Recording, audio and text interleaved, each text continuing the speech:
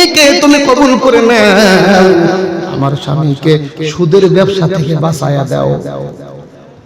বিবি স্বামীর ব্যাপারে আল্লাহর কাছে সাহায্য চাচ্ছে, সাহায্য। আর হামাগার গুলো কি পাচ্ছে? কথা কন না কেন? হামাগার গুলো টেনশন, মাথার তেল, গায়ের সাবান, কি আপনি এগুলো টেনশন কখন করবেন? স্বামী ডাক দিয়ে বলতেছে, বিবি আমি যে দুইটা জিনিস চাই, তার মধ্যে একটা তুমি অনুমতি দাও যে আমার যে সয় সম্পদ আছে সব সয় সম্পদ আমি আল্লাহর ঘরে দান করে দিতে চাই। বলেন সুবহানাল্লাহ। বিবি এখন মনে করতেছে 1 টাকা পড়ে থাকলে জিভেতে চাটুন দিয়ে তোলে। সেই লোকের কি হয়ে গেল, কি হলো যে সব সম্পদ আল্লাহরে দিতে চায়? অবশ্যই কোনো একটা ঘটনা ঘটছে। বিবি এখন ডাক দিয়ে বলতে, স্বামী আপনি কি জানেন ইবাদত 2 প্রকার? আপনার সম্পদ তো সবগুলাই না, সব সম্পদ তো আপনার না। এর ভিতরে কিছু সম্পদ আছে বান্দার, কিছু সম্পদ আছে আপনার। বান্দার সম্পদ যদি আপনি দান করেন তার সব পাবেন না, অন্যের সম্পদ যদি আপনি দান করেন সব পাবেন, কোনোদিনও সম্ভব না। এখন স্বামী ডাক দিয়ে বলতেছে, তার মানে বলতেছে খেয়াল করেন, আপনি যেই সমস্ত মানুষদের কাছ থেকে জুলুম করে অত্যাচার করে সম্পদের পাহাড় করছেন, এই সম্পদ যদি আল্লাহর কাছে আল্লাহর আদালতে দান করেন কোনো লাভ হবে না। কারণ দুনিয়াতে হক হলো 2 প্রকার, একটা হলো হকুল্লাহ আর একটা কি হকুল ইবাদ। হকুল ইবাদ যেটা বান্দার হক, এটা বান্দার কাছ থেকেই মাপ চাওয়া লাগবে, তাছাড়া আল্লাহ মাপ করবে না। অনেক বাবা মা আছে না, দেখবেন সম্পদ সব বেটাগারে লিখে দেয়, বিটি ফাঁকি দেয়। কি কথা বল না কেন? এটা কি মিথ্যা কথা? ওই বিটি মানে গাওয়া হাত দাম, সাকি গরু গোস্ত খাচ্ছিলাম 500 টাকা, এখন গরু গোস্ত কত?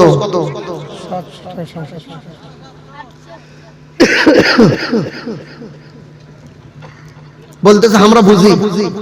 যখন কমিটিদের সাথে পরামর্শ হয়েছে বলতেছে খালি হুজুর টাকা টাকা করে বাদ দাও। এই হুজুর বাদ না দিতি আর এক হুজুর পিছন থেকে হাত তুলছে, আমি আসি। কথা কন না? এই টুপিওয়ালারাও কিন্তু বজ্জাত কম না। কথা বলেন না কেন? কথা বলেন না কেন? জাতটা বজ্জাত না। আমি এক মসজিদে 22 বছর ইমামতি করছি, জুমার নামাজ 22 বছর। কয় বছর? ওখান থেকে 6 মাস আগে আমি নিজেই ইস্তেফা দিয়েছি যে না, যেই মসজিদের মুতুল্লি মুইতে পানি নেয় না ওই মসজিদে ইউনুস বিন হাবিব নামাজ পড়ানো। 6 মাস হলো ইমাম খুঁজে পাচ্ছে না। ওই মসজিদে কোন ইমাম যদি ঢুকতে যায় তাহলে অবশ্যই তার তদারকি করা উচিত না যে এই ইমাম কেন বাদ গেল। কথা বলেন না, কথা বলেন না কেন? অথচ আমরা কি করি, বলতেছে যে আমি আছি, ওই ইমাম চলে গেল হলো টাকা কম দেওয়ার কারণে, টাকা বেড়ে না দেওয়ার কারণে। কথা বলেন না কেন? আর উনি বলতেছে কি আমি অনেক কত দিচ্ছিল 6000, আমি 5000 হলেই থাকবো। এরকম আছে কি নাই? আর উনি যদি বলতো উনি 1000 টাকা বাড়া আছে, আপনি কেন দিলেন না, খবরদার কোন হুজুর ওই মসজিদে ইমামতি করতে যাবে না। তাহলে কিন্তু অবশ্যই ওনার 1000 টাকা বাড়া দিতে বাধ্য। কথা কম। অথচ আমাদের মধ্যে কি এই হুজুরদের মধ্যেও কম ঠেলাঠেলি না কি? কোরআনের দাম আমাদের শুধু জবানের মধ্যে রাখবেন না, অন্তরের মধ্যে রাখবেন। এ যুবক ভাই, এই কোরআনুল কারীম থেকে আমি একটা আয়াতে কারিমা তেলাওয়াত করেছি বাজান। এই সমাজের মধ্যে এমন কোন ব্যক্তি নাই যেই ব্যক্তি বড়লোক হইতে চায় না, এমন কোন ব্যক্তি এরকম আছে যে টাকা চায় না।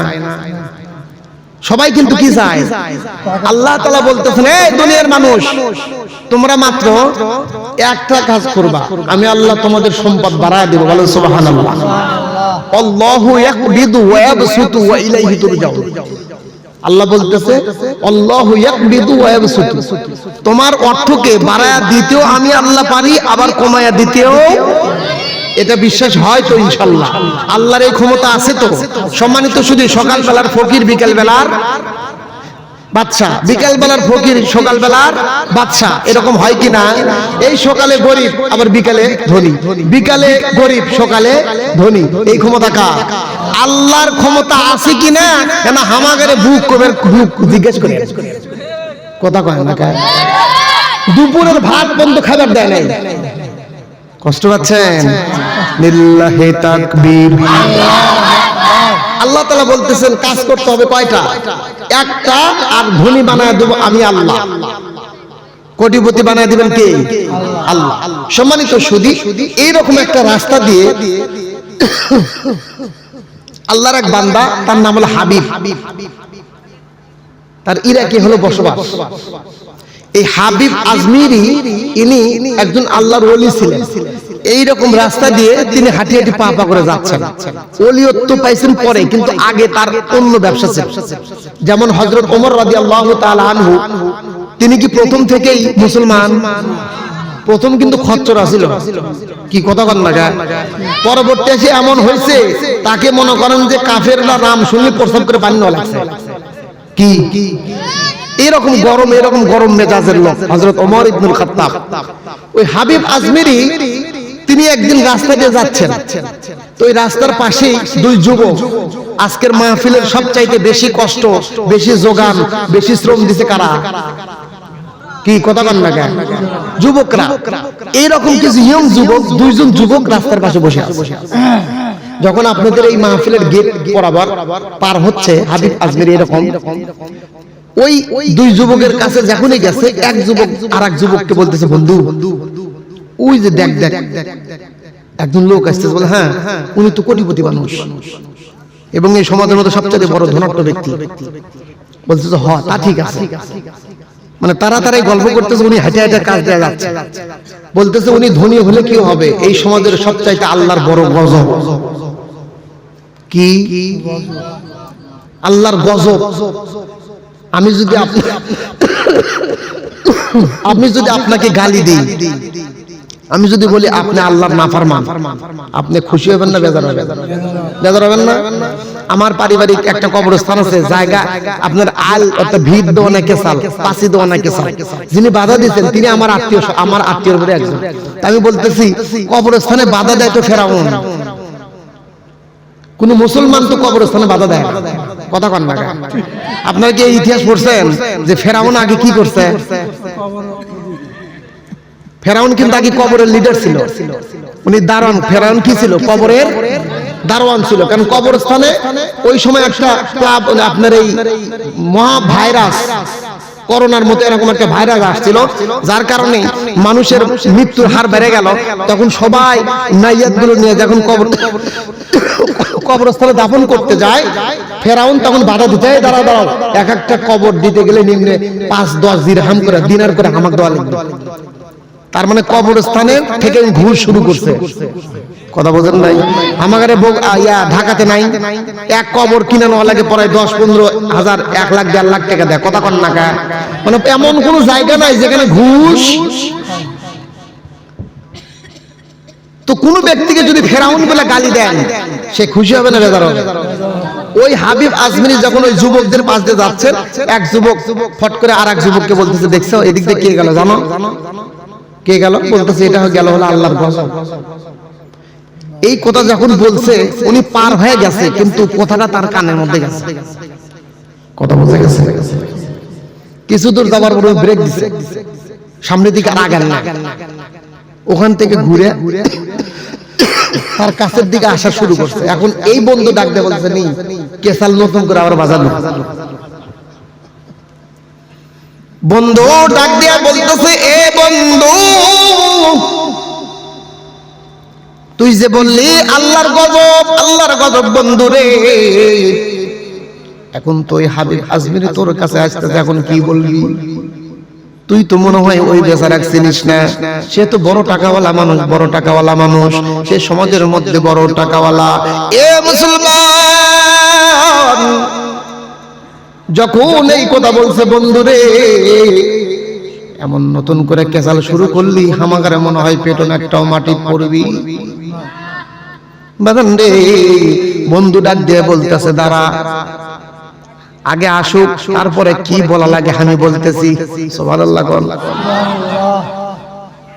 বন্ধু ডাক দিয়া বলতেছে, তোমার এত সাহস কেমনে হইল? এ যুবক ভাই, সমাজের মধ্যে হক কথা বলতে গেলে ভাই সর্বপ্রথম তোমার এক নাম্বার চালান থাকতে হইবে, সেই জিনিসটার নাম হইল সাহস। আজকে সমাজের মধ্যে যুবকরা সাহস কইরা রাস্তায় যদি না নামতো, তাহলে এত সুন্দর স্বাধীনতা বক্তারা পাইতো না। কথা বলেন ঠিক কিনা? এমন মাহফিল আমার কাছে দুই সাইডে পুলিশ দিয়ে মাহফিল করতে হয়েছে ভাই। আমাদের মতো কথা বলতে দেয় নাই, আমাদের মতো কথা বলতে দেয় নাই, নিজের মতো করে কথা বলতে পারি নাই। ওনাদের শেখানো কথাগুলো আমাকে বলতে হয়েছে। এই রকম বুঝি, এই রকম সুযোগ বুঝি, এই রকম সময় বুঝি আপনাদের দেশে যায় নাই। কষ্ট পাচ্ছেন তো উঠে যাচ্ছেন কেন? আল্লাহর বান্দা ডাক দিয়া বলতেছে, এখন কেসাল শুরু হইবে, তুই কেন বললি আল্লাহর গজব, আল্লাহর গজব? বন্ধু ডাক দিয়া বলতেছে, যে ব্যক্তি আল্লাহর গজব, ওকে আল্লাহর গজবই বলতে হইবে বাজার। যেই ব্যক্তি আল্লাহর নাফরমান, তাকে আল্লাহর নাফরমান বলতে হয়। যে ব্যক্তি আল্লাহর ওলি, সেই ব্যক্তিকে আল্লাহর ওলি বলতে হয়। কথা বলেন ঠিক কি না? আল্লাহর বান্দা হাঁটি হাঁটি পা পা করে ওই যুবক দুইজনের কাছে এসে আসসালামু আলাইকুম ওয়া রাহমাতুল্লাহ যখন সালাম দিয়েছে, বন্ধু ডাক দিয়ে বলতেছে, যুবক ভাই তুই কেমনে বললি আল্লাহর গজব? আল্লাহর গজবের জবান দিয়ে কোনো সময় সালাম বের হয় না। তুই কেমনে বললি আল্লাহর গজব? আল্লাহর গজবের জবান দেয় কোনো সময় সালাম বের হওয়ার কথা না। অযথা একজন মানুষকে দোষারোপ করলি কেন?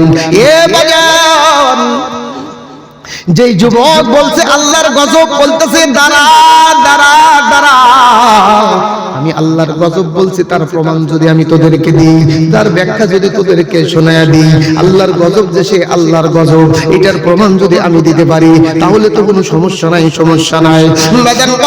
আল্লাহর বান্দা ডাক দিয়া বলতেছে, আসসালামু আলাইকুম ওয়া রাহমাতুল্লাহ। এ বাজান গো, আমাদের মধ্যে সালামটা, আমাদের মধ্যে সালাম, এই সালামের প্রচলন কিন্তু আমাদের মধ্যে খুবই কম। কথা বলেন ঠিক কিনা? সালাম কিন্তু এখন দলীয় হয়ে গেছে। চেয়ারম্যান মেম্বারকে সালাম দেয় না। চেয়ারম্যান চিন্তা করে মেম্বার শুধু আমাকে সালাম দিবি। কথা কয় না কা? শ্বশুর চিন্তা করে জামাই শুধু আমাকে সালাম দিবি। কথা বল না কা?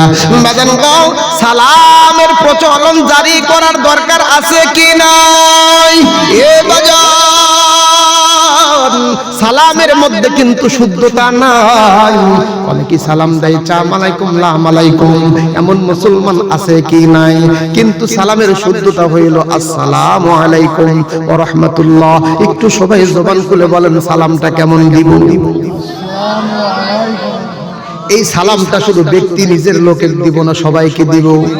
বাজান, আমি যদি আপনাকে জিজ্ঞাসা করি কয়দিন ভ্যানওয়ালাকে সালাম দিয়েছেন? টাকাওয়ালাকে সালাম দেওয়ার মানুষ বহুত পাওয়া যায়, কিন্তু ভ্যানওয়ালাকে সালাম দেওয়ার মানুষ খুবই কম পাওয়া যায়। কথা কন না? ভ্যানওয়ালাকে সালাম দিবেন, ওই হলো ভ্যানওয়ালা, আপনাকে সালাম দেবো। কথা কন? আর চেয়ারম্যান মেম্বার টাকাওয়ালা হলে সালাম ওই দেওয়ার আগে আপনি মেরে দেন। কি ঠিক কিনা? তো যুবক বলতেছে, তুই যে বললি আল্লাহর গজব, উনি না এসে সালাম দিল। বলতেছে দাঁড়া, সালাম দিল আর একবার মক্কার মুসল্লি হয়ে গেল। দাঁড়া, কষ্ট হচ্ছে? ইনি এখন ডাক দিয়ে বলছে, কেবা আমার তুমি কৃষক আল্লাহর গজব করে, মানে নরম করে, বোঝেন নাই? বন্ধু ডাক দিয়া বলতেছে, এই তো হয়েছে কারবার, এখন তো কেসাল একটা শুরু হবে। যেই ছেলে বলছে আপনি হইল আল্লাহর গজব, ওই ছেলে ডাক দিয়া বলতেছে, একটু দাঁড়ান দাঁড়ান, আপনি কি, আপনাকে যে আল্লাহর গজব বলছি তাতে কি মন খারাপ করছেন না খুশি হয়েছেন? বলতেছে, ছেলে গো, এই যুবক ছেলে, তোমার মাথা বুঝি ঠিক নাই? বলতে আমার মাথা ঠিক না দিলে আমার পরনে লুঙ্গি থাকে। কথা কর না, কথা কর না। এখন ওর বন্ধু হাতে এই কোণে ধরে সোজা করে কথা কবে, কথা বুঝতেছেন? বন্ধু ডাক দিয়া বলতেছে, সোজা কথা মার, বেকা বোকা করিস না। এ বাজান,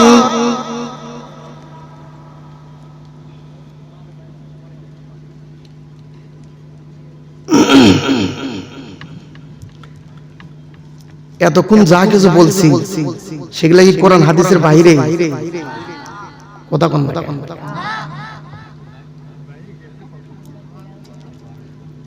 যুক্তি ছাড়া, প্রমাণ ছাড়া ইউনূস বিন হাবিব কোনো কথা বলে না।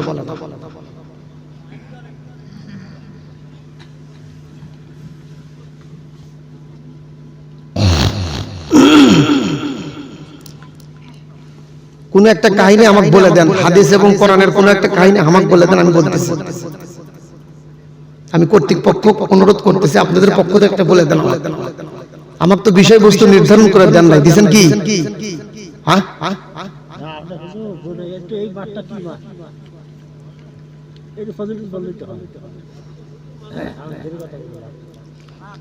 এটা কি সময় চলে গেছে? জিনিসটা গোসায় নিতে সময় লাগবে না? হ্যাঁ, ছাত্র যদি শিক্ষকের উপর চিন্তা ভাবনা করে তাহলে তো কিছু করা যাবে না। আমি যে কথাটা নিয়ে এসেছি তো ওই দিকে যাচ্ছে।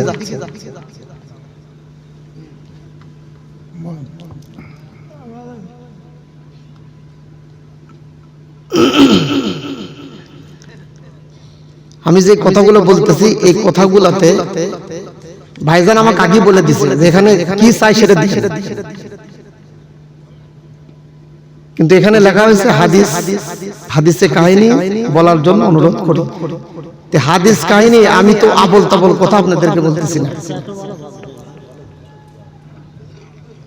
আপনি বলেন, আপনি বলেন মুরব্বি, আপনি বলেন। না না বলেন, আমরা বলেন বলেন।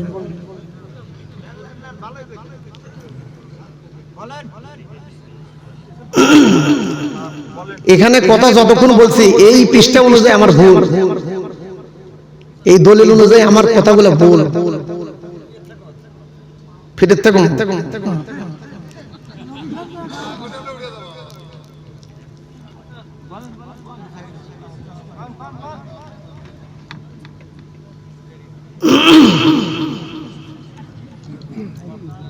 আমি যে আয়াতে কারিমা তেলাওয়াত করেছি মান যাল্লাযী ইউকরিদুল্লাহ করদান হাসানা, আমি ওই আয়াতের দিকে টানতেছি। কথা বলেন নাই?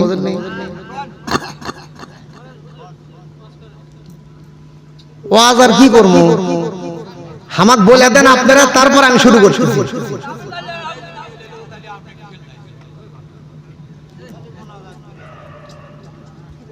আস্তে আস্তে করো, মনোযোগ করে দিব। না না ওয়াজ করেন, দেরি কথা করেন না, দেরি কথা করেন না।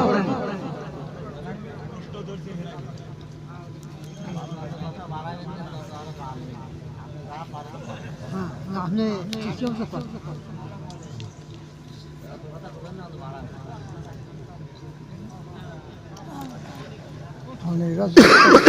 কাহিনী নিয়ে কথা বলেন।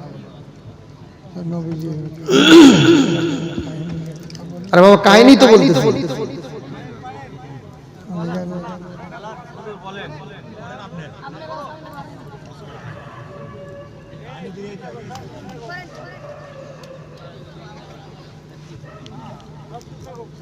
লিল্লাহি তাকবীর, লিল্লাহি তাকবীর। আমি যেই কথা বলতেছিলাম, আমি আয়াতে কারিমা তেলাওয়াত করেছি বাকারা থেকে। মান যাল্লাযী ইউকরিদুল্লাহ করদান হাসানা ফায়ুদাইফাহু লাহু আদআফান কাসীরা। কথাগুলো কাল আল্লাহ তাআলা বলতেছেন মান যাল্লাযী ইউকরিদুল্লাহ, তোমাদের মধ্যে এমন কে আছে যেই ব্যক্তি আমাকে ধার দিবা, ধার করজ দিবা, করজ। এখন প্রশ্ন হলো আল্লাহ করজ চাইতেছে, আল্লাহ কি গরিব? সেটা বোঝানোর জন্য আমি এই কথাটা, এই আপনার কাহিনীটা নিয়ে আসছি। কথা বোঝেন নাই? আপনার জমি চাষ করার জন্য সরাসরি ধান লাগাইতে পারবেন না, চাষ আগে হাল বোয়া লাগবে, মই দেওয়া লাগবে, তারপরে আপনার আইল ধার কাটা লাগবে। কথা কন না কেন? আপনি যদি প্রথমেই ধান লাগান ওই জমিতে কিন্তু খুব একটা উর্বর শক্তি বাড়বে।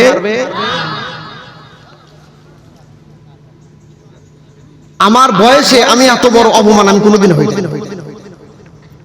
আমি যতদিন হলো মাহফিল করেছি,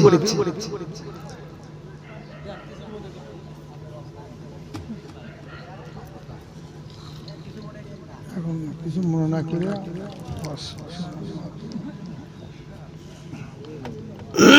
আমাকে আপনারা দেখে দাওয়াত দেন নাই, আমার শুনেই তো দাওয়াত দিচ্ছেন। আমি তো নতুন এখানে আসি বলেন দেরি না করে বলেন।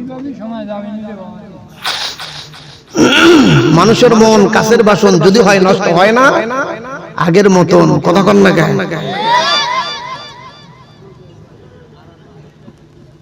আল্লাহর বান্দা হাবিব আজমেরি রহমাতুল্লাহি আলাইহি তাফসীরের মধ্যে আসছে উনি ওখানে এসে বলতেছে এই যুবক আমাকে গালি দিলে কেন কারণ এই জবানটা কার এই জবানটা যে ব্যক্তি দুইটা জিনিস যে ব্যক্তি কন্ট্রোল করতে না পারবে তার কপালে জান্নাত নাই পয়গম্বরের হাদিস নাম্বার 1 জবান দ্বিতীয় নাম্বার হলো পেট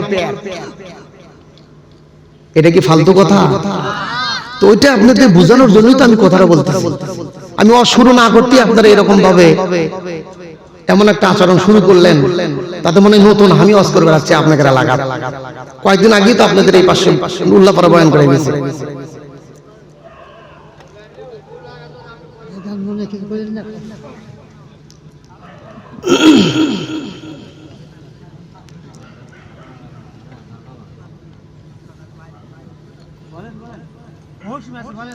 লা ইলাহা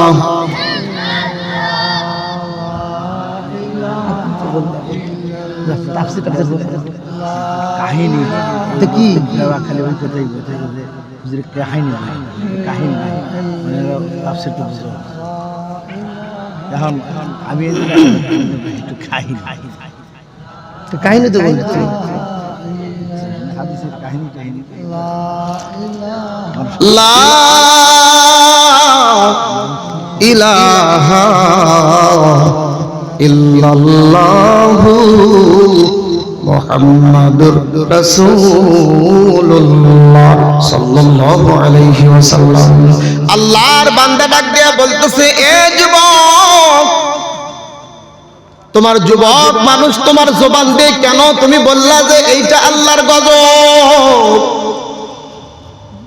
বন্ধু ডাক দিয়া বলতেছে বন্ধুরে তোকে আর আগেই বললাম যে এমন কথা বলা যাবে না কারণ জবানটার মালিক আমার আল্লাহ আল্লাহ তাআলা যে কোন মুহূর্তে মানুষের জবান বন্ধ করে দিতে পারেন কিনা এ বাজান এই জবান যদি আপনি কন্ট্রোল করতে না পারেন ভাই এমন পরিস্থিতি হইতে পারে সেই জবানের কারণে আপনাকে নিজের গদি পর্যন্ত ছাড়া লাগতে পারে কথা বলেন ঠিক কিনা এ বাজান ডাক দিয়া বলতেছে তুমি কেন আমারে আল্লাহর গজব বললা বাবাজি যুবক ডাক দিয়া বলতেছে আপনি তো আসলে আল্লাহর গজব বলতেছে কেমনে আল্লাহর গজব ভাই শুধু আল্লাহর গজব নয় আপনি হইল এই জমানার মধ্যে সবচাইতে নিকৃষ্ট প্রাণী কেসাল কমতেছে না বাড়তেছে আল্লাহর বান্দা বলতেছে আমি সবচাইতে নিকৃষ্ট প্রাণী তুমি কি কোরআন পড়ো নাই এ বাজান আল্লাহর বান্দা ডাক দিয়া বলতেছে লাকাদ খালাকনাল ইনসানা ফি আহসানি তাকওয়িম লাকাদ খালাকনাল ইনসানা ফি আহসানি তাকওয়িম এত সুন্দর করে মানুষ তৈরি করছে আর তুমি বলতেছো আমি আল্লাহর নিকৃষ্ট বান্দা এইটা কেমন কথা এ যুবক যেই কথাগুলো তোমার জবান দিয়ে বলো বাবাজি এইটার প্রমাণ কিন্তু তোমাকে দিতে হইবে এমন কথা বলো না মানুষের কলিজায় আঘাত লাগে বাজান গো পয়গম্বর কি বলেন একটু শুনে আসি আমার নবী ডাক দিয়ে বলেন ক্বালান নবী সাল্লাল্লাহু আলাইহি ওয়াসাল্লাম আল মুসলিমু মান সালিমাল মুসলিমুনা মিন লিসানিহি ওয়া ইয়াদিহি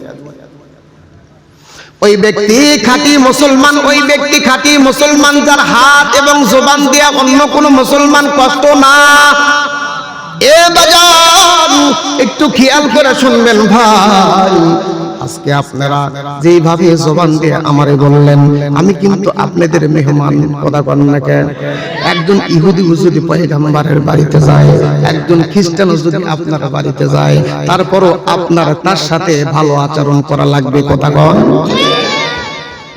এটা হলো দায়িত্ব এটা হলো কোরআন এটা হলো নবীর তরিকা নবীর আদর্শ। হাবিব আজমিরে ডাক দিয়ে বলতেছে তোমার জবান যা ইচ্ছে তাই বলবা, জবানকে কন্ট্রোল করতে হবে না? ডাক দিয়ে বলতেছে মুরব্বী আমি তো আপনাকে বলি নাই, আপনার কর্মে বলছি, কর্ম।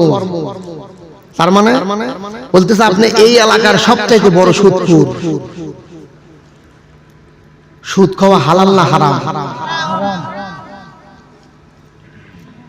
আপনি এই সমাজের মধ্যে আপনি টাকাওয়ালা যত বড়ই হন, হক কথা যেটা সেটা বলার কথা সেটা বলতে হবে। এই কথাটা কার হুকুম? আল্লাহ তাআলা কোরআনের মধ্যে বলছেন আল্লাযী খালাকাল মাউতা ওয়াল হায়াতা লিয়াবলুয়াকুম আইয়ুকুম আহসানু আমালা।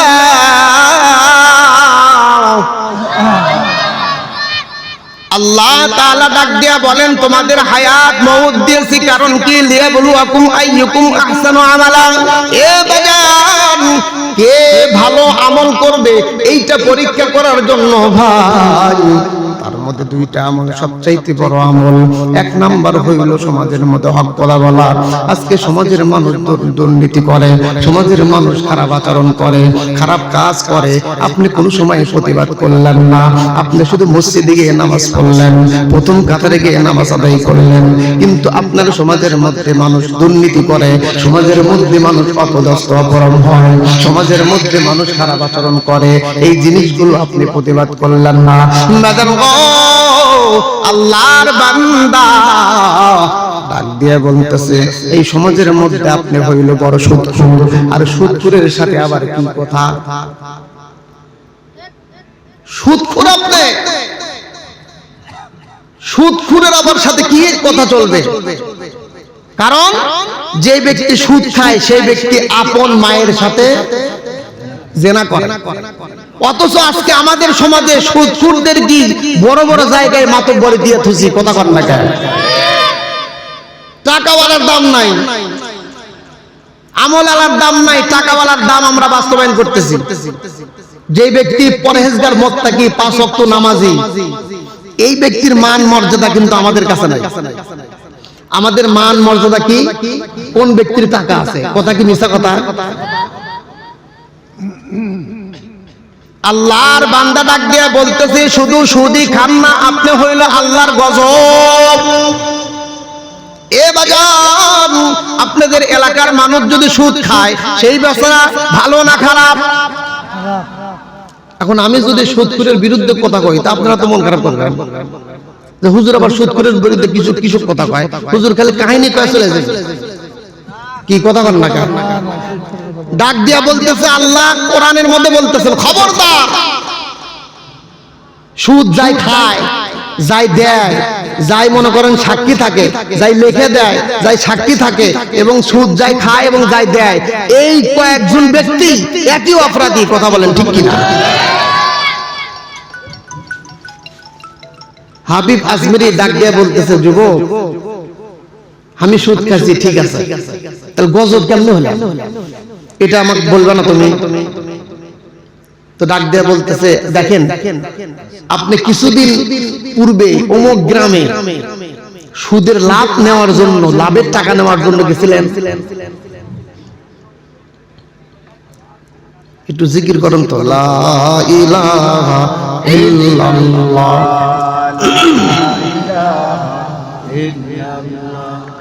লা ইলাহা ইল্লাল্লাহ, লা ইলাহা ইল্লাল্লাহ, লা ইলাহা ইল্লাল্লাহ, লা ইলাহা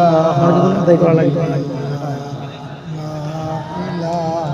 11:30 তাহলে আদায় টান দিলে লা ইলাহা ইল্লাল্লাহ, লা ইলাহা ইল্লাল্লাহ, লা ইলাহা ইল্লাল্লাহ, লা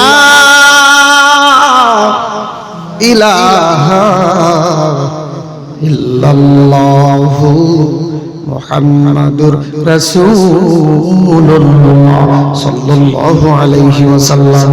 ডাক দিয়া বলতেছে, অমুক গ্রামে আপনি টাকা নেওয়ার জন্য গেছিলেন, এমন সুদখোর আমাদের সমাজে আছে কি নাই? এ বাজান, কোনো কাজ করে না, কোনো চাকরিও করে না, খালি পালসার নিয়ে ঘোরে আর বেড়ায়, এমন আছে কি নাই? খোঁজ নিয়ে দেখেন, ওর 5 লাখ টাকা সুদের উপর দেওয়া আছে নাই? আল্লাহর বান্দা ডাক দিয়া বলতেছে, ও মুরব্বি, গত মাসে অমুক গ্রামে সুদের টাকা নেওয়ার জন্য গেছিলেন। বলতেছে, গেছিলাম, তাই কি হয়েছে? আমি তাই নিকৃষ্ট হয়ে গেছি। বলছে, মুরব্বি, শুধু আপনি নিকৃষ্ট হন নাই, আপনি আল্লাহর গজব হয়ে গেছেন, গজব হয়ে গেছেন। বলতেছে, কেমনে গজব হয়ে গেলাম? তো আপনি যেই বাড়িতে গেছিলেন, একটু খেয়াল করে শোন, খেয়াল করে দেখেন তো, ওই বাড়িতে যাওয়ার পর বাড়িওয়ালা ছিল না, বাড়িওয়ালার বউ ছিল। বাড়িওয়ালার বউ খাসির মাথা গোস্ত রান্না করতেছিল। বলতেছে, তাই কি? বলো বলো বলো, কি হয়েছে? ক্লিয়ার করে বলো বাবাজি। বলতেছে, আপনি যখন ওই খাসির মাথা রান্না করতেছিল, ওই সময় বাড়ির মধ্যে ঢুকছেন, আপনি গিয়ে বলতেছেন, বাড়িওয়ালা কও? বলতেছে, বাড়িওয়ালার বিবি ডাক দিয়ে বলতেছে, বাড়িওয়ালা নাই, সে অমুক জায়গায় কাজ করার জন্য গেছে। আপনি যেহেতু আসছেন, যেহেতু বাড়িওয়ালা বাড়িতে নাই, আপনি বাড়িতে চলে যান।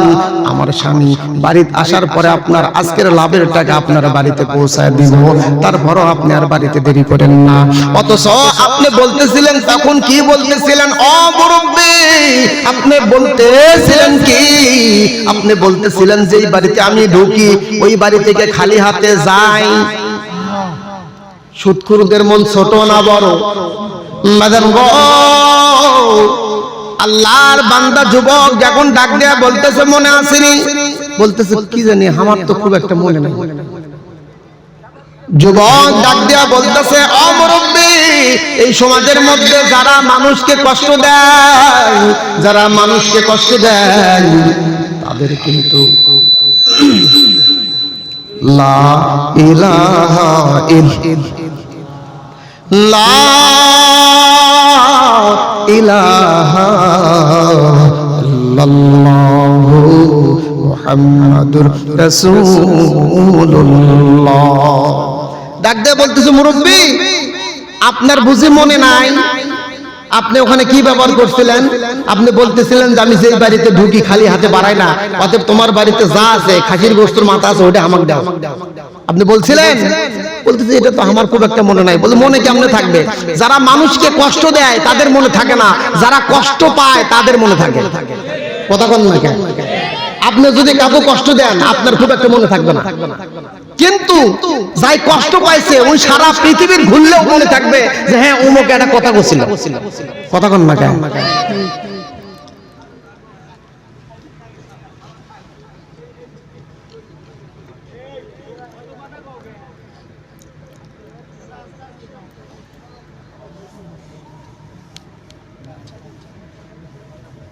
হিসাব ঠিক আছে, বাড়ি নিয়ে আসলে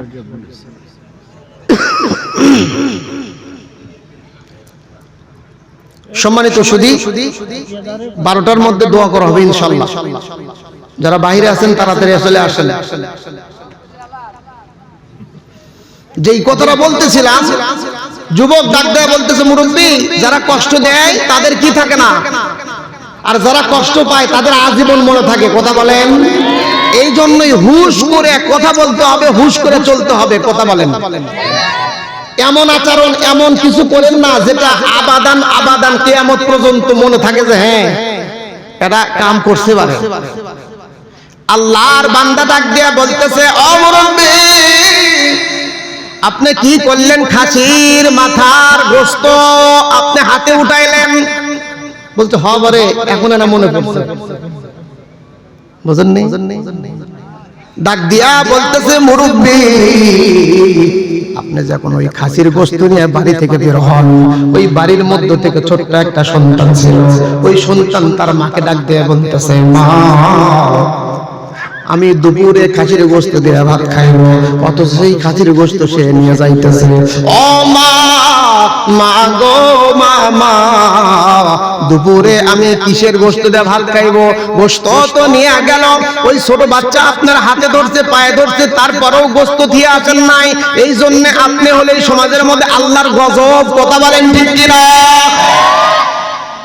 এই জন্য আপনার গজব, আল্লাহর আপনি গজব। আপনি যেই বাড়িতে ঢোকেন সেই বাড়িতে আল্লাহর গজব ঢোকে। কথা কন।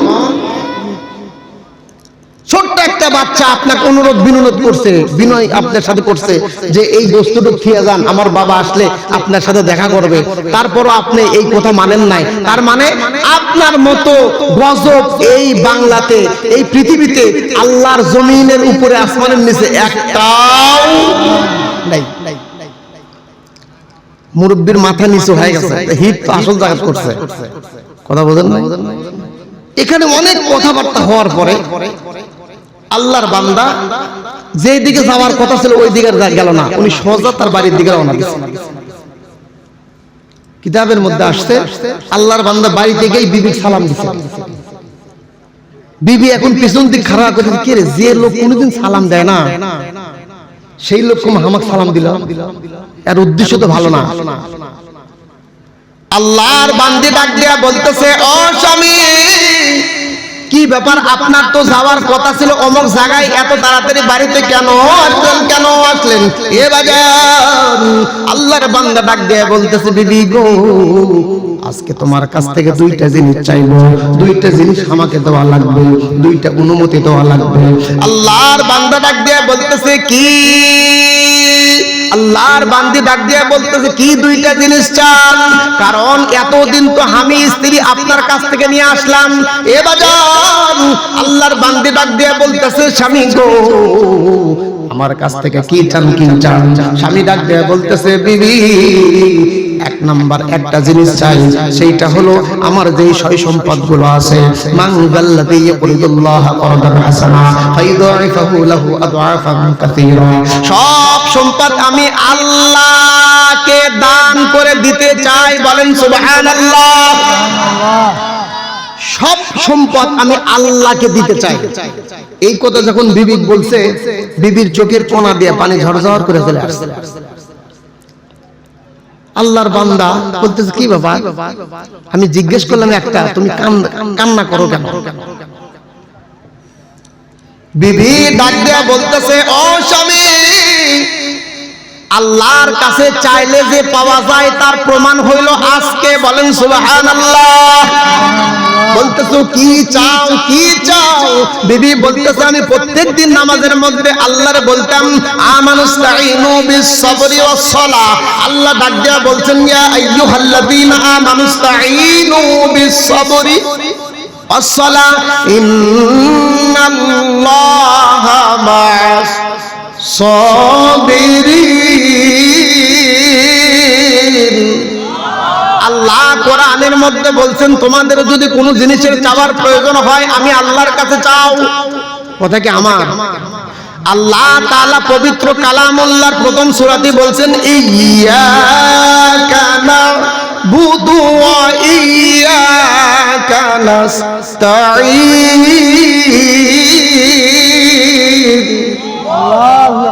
আল্লাহ বলছে চাওয়ার প্রয়োজন হইলে আল্লাহর কাছে চা। এ বাজার আল্লাহর বান্দি ডাক দেয়া বলতেছে, আমি আপনার ব্যাপারে প্রত্যেকদিন নামাজের মধ্যে বলতাম, ও মালিক আমার স্বামীকে তুমি কবুল করে নাও, আমার স্বামীকে সুদের ব্যবসা থেকে বাঁচায়া দাও।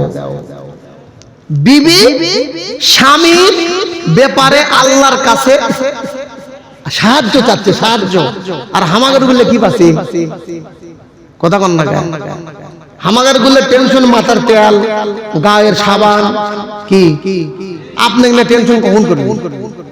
স্বামী ডাক দেয়া বলতেছে, বিবি আমি যে দুইটা জিনিস চাই তার মধ্যে একটা তুমি অনুমতি দাও, যে আমার যে সয় সম্পদ আছে সব সয় সম্পদ আমি আল্লাহর ঘরে দান করে দিতে চাই। বলেন সুবহানাল্লাহ।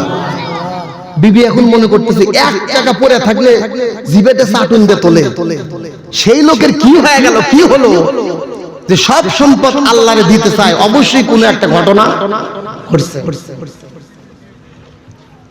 বিবি এখন ডাক দিয়ে বলছে, স্বামী আপনি কি জানেন ইবাদত দুই প্রকার? আপনার সম্পদ তো সবগুলাই না, সব সম্পদ তো আপনার না। এর ভিতরে কিছু সম্পদ আছে বান্দার, কিছু সম্পদ আছে আপনার। বান্দার সম্পদ যদি আপনি দান করেন তার সব পাবেন না,